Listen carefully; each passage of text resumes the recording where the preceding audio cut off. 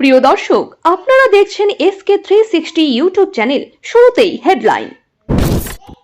ভিড়ের চাপে ব্যারিকেড ভাঙল আচমকা, অনেকে পড়ে গেলেন। মহাকুম্ভে কিভাবে পদপিষ্ট? রাজ্যপাল গতবার খারাপ ছিলেন, 25-এ ভালো হয়ে গেছেন। বাজেটের আগে রাজ্যকে খোঁচা শুভেন্দুর। ইউনূসের বিরুদ্ধে 13 দফা অভিযোগ নিয়ে 1 ফেব্রুয়ারি থেকে মাঠে নামছে হাসিনার দল। হু হু করে কমছে সোনার দাম, বিয়ের মৌসুমে 22 ক্যারেটের দরে চমক। মহাকুম্ভে মহা বিপর্যয়, পদপিষ্টে 15 জনের মৃত্যুর সংখ্যা, অমৃত স্নান স্থগিত, যোগীকে ফোন মোদির। নির্যাতিতার বাবা মাকে টাকা চান, এবার আক্রমণে মদন মিত্র। বাংলাদেশে হাসিনা সমর্থকদের উপর ইউনূস সরকারের কঠোর ব্যবস্থা, কি চলছে বাংলাদেশে?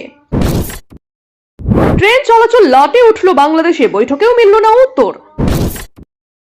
স্কুলে সরস্বতী পুজো করলে 24 ঘন্টায় বদলে, প্রধান শিক্ষককে হুমকি টিএমসির বুথ সভাপতির। রমজান মাস উপলক্ষে বিশেষ প্যাকেজ, রেশন ডিলারদের জন্য বিরাট নির্দেশ। শুধু সময়ের অপেক্ষা, শেখ হাসিনার মতোই অবস্থা হবে ইউনূসের।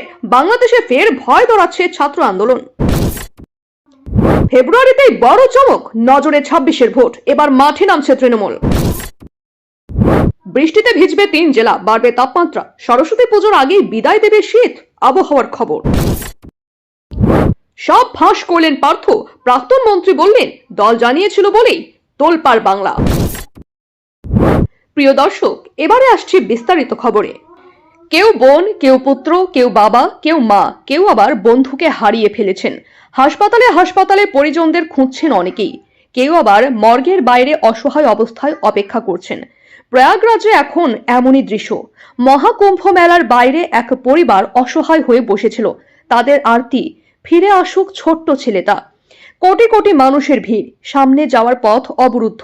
পিছন থেকে ক্রমাগত মানুষের চাপ, শুরু হয় ধাক্কাধাক্কি, হুড়োহুড়ি।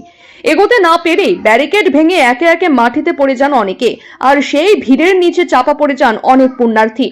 নিজের অভিজ্ঞতার কথা বর্ণনা করলেন মহাকুম্ভে আসা এক পুণ্যার্থী। অন্য একজন বললেন, স্নানের পর কোথায় যাবেন? অনেকের কাছেই সেই ধারণা স্পষ্ট ছিল না। প্রয়াগরাজে মহাকুম্ভে পদপিষ্টের ঘটনা ঘটে, অনেকের মৃত্যুর আশঙ্কা করা হচ্ছে, আহতের সংখ্যাও বহু। আশঙ্কাজনক অবস্থায় চিকিৎসা চলছে অনেকের। গঙ্গা, যমুনা এবং অন্তঃসলীলা সরস্বতী 3 নদীর সঙ্গমে মৌনী অমাবস্যায় স্নান করতে গিয়ে ভয়াবহ অভিজ্ঞতার সাক্ষী থাকলেন বিবেক মিশ্র।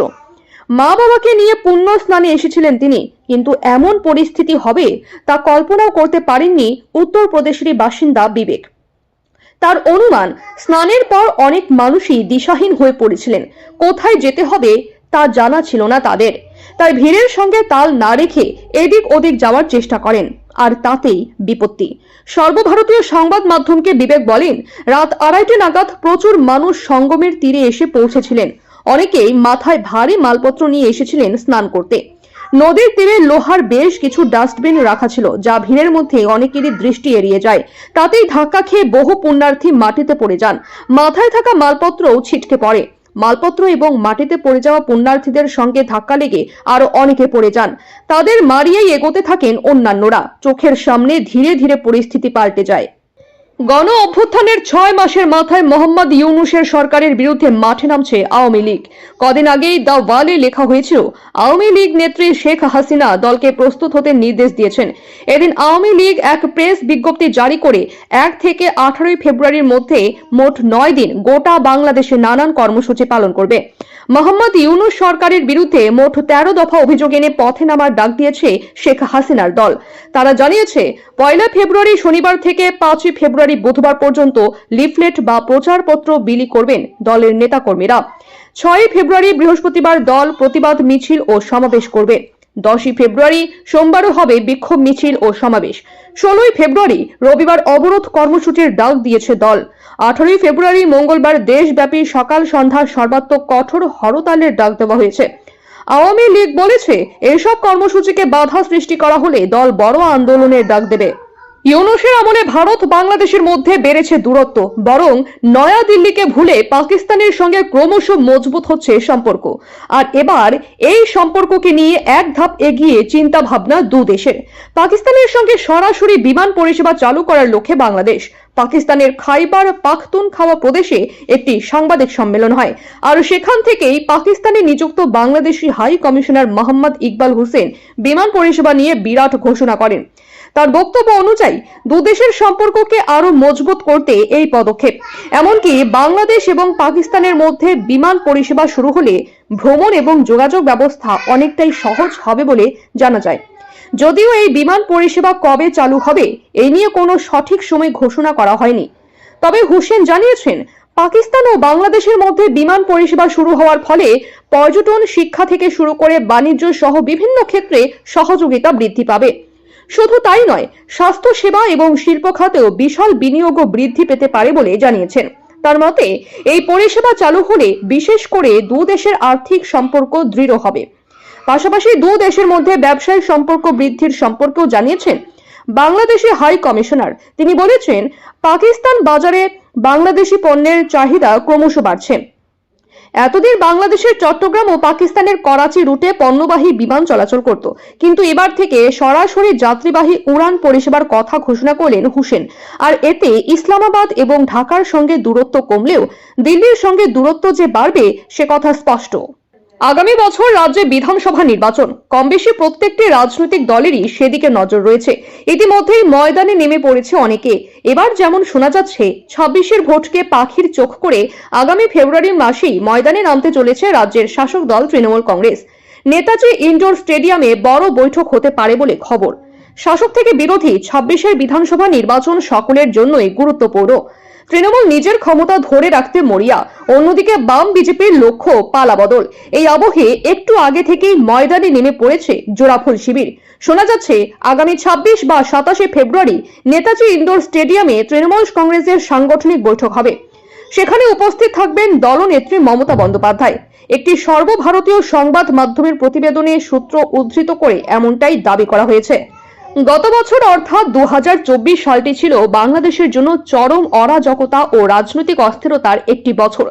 গত বছরে বাংলাদেশের রাজধানী ঢাকা সহ একাধিক শহরে বিক্ষোভের কারণে শেখ হাসিনার সরকারের শুধু পতনই হয়নি, বরং তাকে বাংলাদেশও ছাড়তে হয়েছে। এদিকে এহেন বিক্ষোভের কয়েক মাস পর ঢাকায় দ্বিতীয় দফায় ছাত্র আন্দোলনের আওয়াজ শোনা যাচ্ছে। এমতাবস্থায় শেখ হাসিনা সরকারের পতনের পর মোহাম্মদ ইউনূসের নেতৃত্বে গঠিত অন্তর্বর্তী সরকারের ভবিষ্যৎ এখন প্রশ্নের মুখে রয়েছে। জানিয়ে রাখে যে ঢাকা বিশ্ববিদ্যালয়ের সঙ্গে যুক্ত কয়েকশো পড়ুয়া রাস্তায় নেমেছে। গত 27 জানুয়ারি সোমবার ঢাকা বিশ্ববিদ্যালয়ের অন্তর্ভুক্ত 7টি কলেজের শিক্ষার্থীরা 6টি দাবিতে বড় ধরনের বিক্ষোভ প্রদর্শন করেছে। ওইসব দাবি পূরণের সময়সীমাও দিয়েছে শিক্ষার্থীরা। এমতাবস্থায় নির্ধারিত সময়ের মধ্যে দাবি পূরণ না হলে বৃহত্তর বিক্ষোভে যেতে পারে শিক্ষার্থীরা। আসলে ওই শিক্ষার্থীরা ঢাকা বিশ্ববিদ্যালয়ের সঙ্গে সম্পর্ক ছিন্ন করে আলাদা বিশ্ববিদ্যালয় প্রতিষ্ঠা করতে চায়। এই বিষয়ে অন্তর্বর্তী সরকার প্রধান অধ্যাপক ইউনূসের সঙ্গে দেখা করারও দাবি জানিয়েছেন শিক্ষার্থীরা। বাংলাদেশে আন্দোলনরত পড়ুয়াদের প্রধান দাবি ঢাকা বিশ্ববিদ্যালয় থেকে আলাদা করে একটি স্বতন্ত্র বিশ্ববিদ্যালয় প্রতিষ্ঠা। এছাড়া তারা আরও কিছু দাবি তুলে উপস্থাপিত করেছে। ওই দাবি মানা না হলে কঠোর অবস্থান নেবে বলে জানিয়েছে পড়ুয়ারা। এই প্রসঙ্গে ঢাকা কলেজের স্টুডেন্টস এগেইনস্ট ডিসক্রিমিনেশনের সাধারণ সম্পাদক সজীব বলেন, শিক্ষার্থীরা রাস্তায় নেমেছে, অনেক জায়গায় অবরোধ হয়েছে, এর পরিণতি কি হবে বলতে পারবো না। দাবি মানা না হলে কঠোর কর্মসূচি ঘোষণা করা হবে।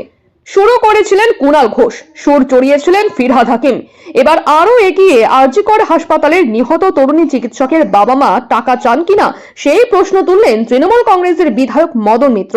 বাবা মা ভোটে দাঁড়ানোর জন্য আসনের খোঁজ করতে পারেন, তবে জিততে পারবেন না, এমন কথাও বলেছেন কামারহাটির বিধায়ক। যার জবাবে নির্যাতিতার বাবা প্রশ্ন তুলেছেন, টাকা দিলে তাদের মেয়েকে কি শাসক দলের নেতারা ফিরিয়ে দিতে পারবেন?